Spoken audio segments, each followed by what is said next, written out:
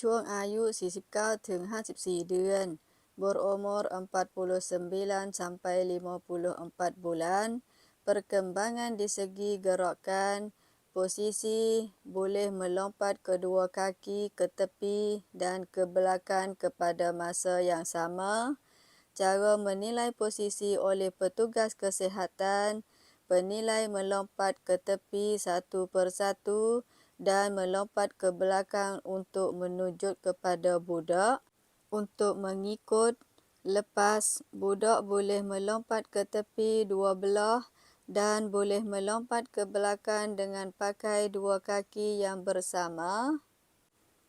พัฒนาการด้านกล้ามเนื้อมัดเด็ดและสติปัญญา perkembangan di segi jari tangan dan fikiran, posisi, boleh memasang bahagian-bahagian gambar yang dipotong jadi 8 bahagian, alatan, gambar yang dibagi jadi 8 keping satu gambar.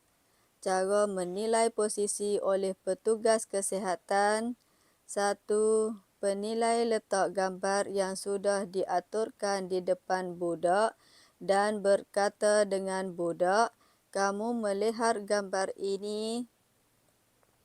2. Penilai ambil bahagian gambar letak rata-rata dan berkata dengan budak, buat menjadi gambar. Lepas, budak boleh memasang 8 bahagian gambar yang sesuai. พัฒนาการด้านการเข้าใจภาษา perkembangan di segi pahal suara dengar, posisi, pilih gambar yang menunjuk waktu tengah hari dan waktu malam. Alatan, gambar. 1. Menunjuk waktu tengah hari 3 gambar. 2. Menunjuk waktu malam 3 gambar. Cara menilai posisi oleh petugas kesihatan, penilai letak gambar yang menunjuk tengah hari 1 gambar, waktu malam 1 gambar di depan budak dan memberitahu kepada budak, tunjuk gambar waktu tengah hari, tunjuk gambar waktu malam. 2. Memberi budak menunjuk gambar sampai cukup 3 set dengan meletak gambar rata-rata. Lepas, budak boleh menunjuk gambar waktu tengah hari dan waktu malam yang benar sekurang 2 dalam 3 set. พัฒนาการด้านการใช้ภาษา perkembangan di segi pakai bahasa, posisi, jawab soalan yang betul apabila ditanya, kalau merasa panas, demam, lapar, harus buat bagaimana. Tujuan, melatih perbaiki masalah untuk boleh menjaga diri sendiri.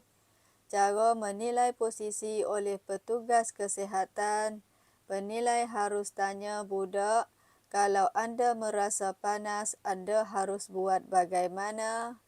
Kalau anda demam, anda harus buat bagaimana. Kalau kamu lapar, kamu harus buat bagaimana.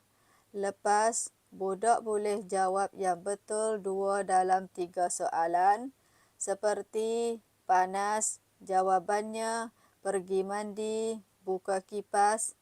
Demam, jawabannya, pergi tidur, pergi cari doktor, makan ubat. Lapar, jawabannya, makan nasi, makan tepung. พัฒนาการด้านการช่วยเหลือตนเองและสังคม perkembangan di segi diri sendiri dan masyarakat, posisi, buat kebersihan diri sendiri setelah buang air besar. Cara menilai posisi oleh petugas kesihatan, penilai harus tanya ibu bapa, keluarga, adakah waktu budak buang air besar, setelah itu budak boleh buat kebersihan diri sendiri dengan secara basuh punggung dan basuh tangan. Lepas, budak boleh buat kebersihan diri sendiri dengan basuh punggung, basuh tangan setelah buang air besar.